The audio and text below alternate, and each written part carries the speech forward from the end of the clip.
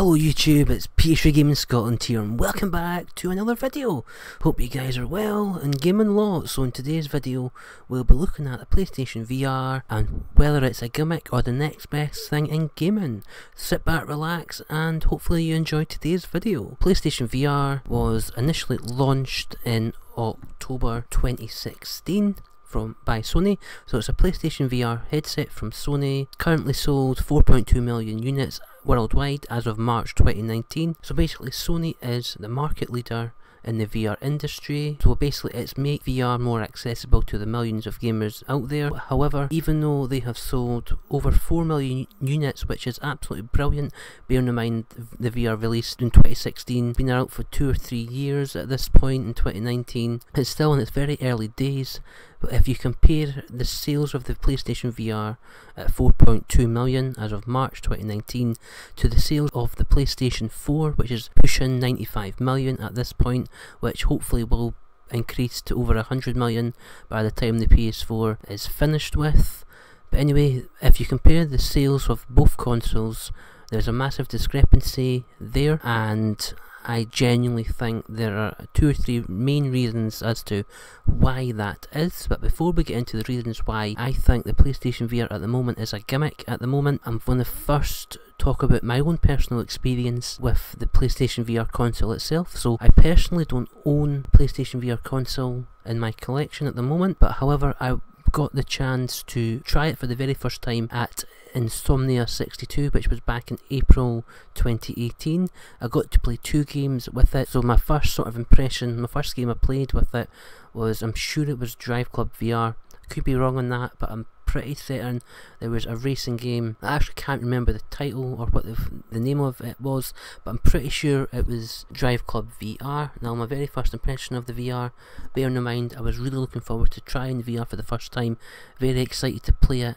I've read a lot about it going into it, very hyped about it because I watched a lot of reviews at the time. So fast forward a couple of years to 2018, still hadn't got the chance to play it myself, so I was really looking forward to it. Played, I think it was Drive Club VR, and I have to say I was very disappointed with it. I felt physically sick after playing it, bearing in mind I had to wait in a queue for around 40 minutes to an hour just to try it out. So my first game I played with it, I was thoroughly disappointed with it because it made me feel sick.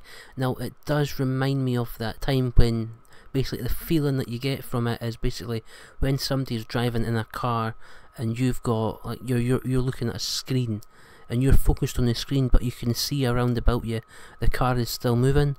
That's what's making me feel sick, because what I'm looking at and my surroundings don't match up, and that's what's making me feel sick with the VR for the first game. But in saying that, my first VR experience was pretty horrendous because I felt awfully sick and I had to take a minute to get my breath back, have something to eat, have a drink, etc. And then the second queue wasn't as big, so then I got to play Moss.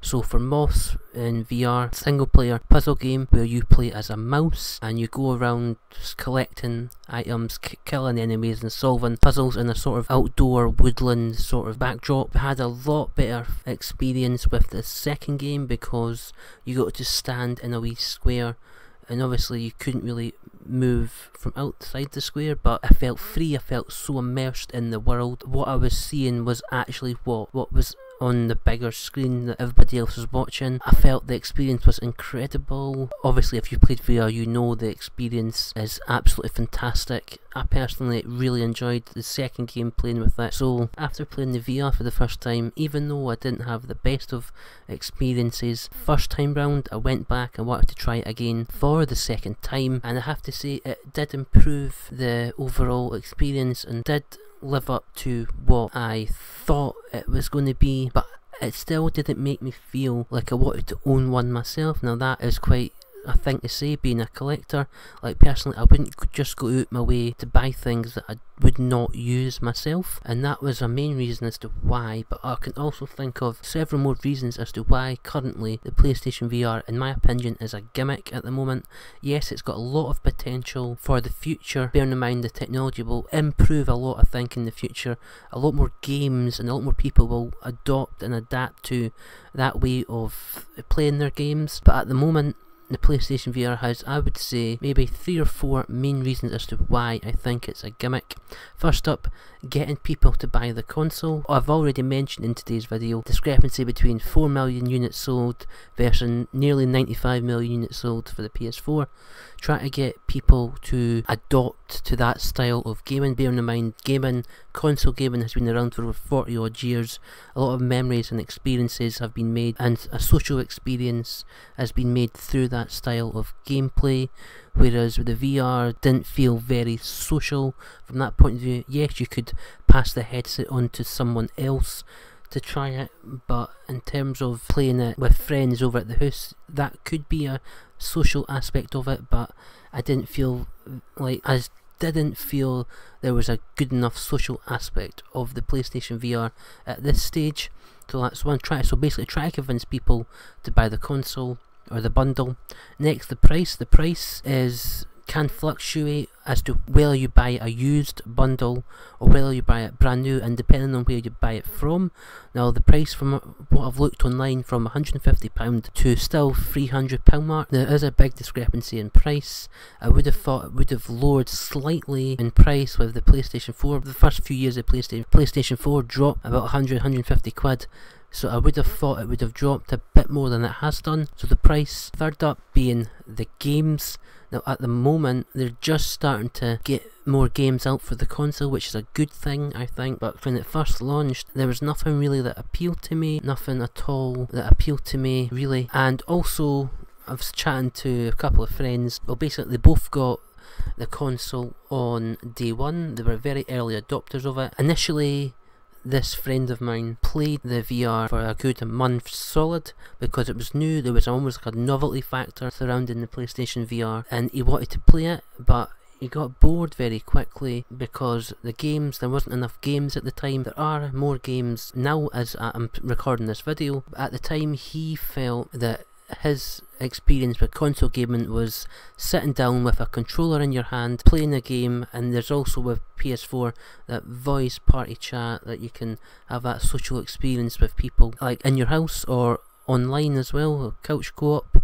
Where he felt the PlayStation VR didn't really have that, so trying to convince him to continue that experience going forward would be a difficult one. The games, he said, a couple of ones he's played, I think the main one was Until Dawn Rush of Blood. It was good, but it was too short, and he said the technology isn't really there at the moment. We're in the very early stages, it's his words not mine, of the VR. So I'm hoping for the future of VR there is a place for it. I definitely feel there's a place for it, especially with the new generation of consoles, PS5 coming out, which I definitely think will support the VR going forward. There'll be a lot more improved technology with the VR headset. There'll be a lot more games coming out in the future, which will only make, hopefully the price will dip slightly, or I think it'll be quite good if they gave you the option whether to use the current VR model, but I think they might bring out a VR 2.0 maybe in the future. That's just my opinion.